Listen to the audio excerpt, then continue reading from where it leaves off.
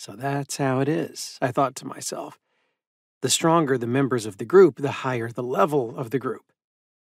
Since I'm now a member of your group, I want to ask one question, I said, appealing directly to Combat. I'm all ears, he replied eagerly, drawing himself up.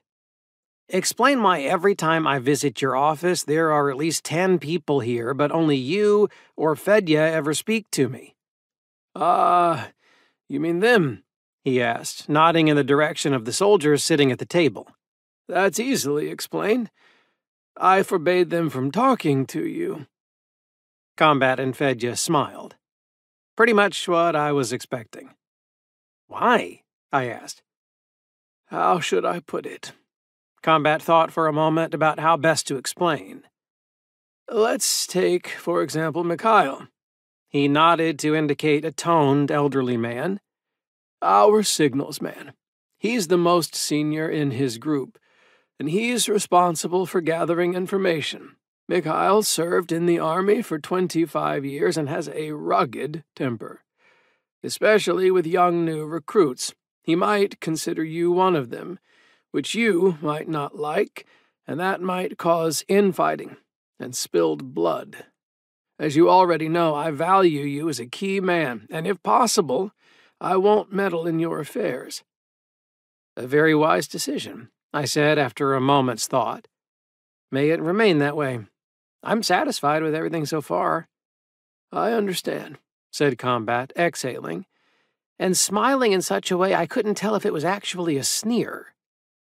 I did not want to take part in any further deliberation, so I went home, where I became even more interested to know what the group was all about. The first thing I gleaned was that the girls had not yet joined it, and that was good. It would be very upsetting if they'd done that behind my back. Second, a new field, groups, had appeared in my status, allowing me to see the full list of members and even send them messages. Another plus was that I could find out who killed a Confederate. If a member of the group was killed, the leader could learn the name or nickname of the killer, which meant Fedat knew who had killed his guys. It was worth my being well prepared to meet him and his band. And if he found out I had anything to do with Polina, he might make life difficult. Group status came with not only bonuses, but also obligations. For instance, there was mention of group tests, which was disquieting, albeit simultaneously blood-stirring. After all, my previous test had rewarded me with not insubstantial bonuses.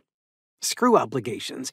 This was a truly jaunty group to be part of, bringing me personal growth and a reliable support system that were not to be sniffed at. And as for my being wounded, well, that was my own fault. I had been mistaken to consider myself so smart, and I got my just desserts. I was lucky, in fact, to have been forgiven my mistake, where others might have finished me off. I'd had the opportunity to buy decent armor and pick off enemies from a distance, but no, I decided to play the hero.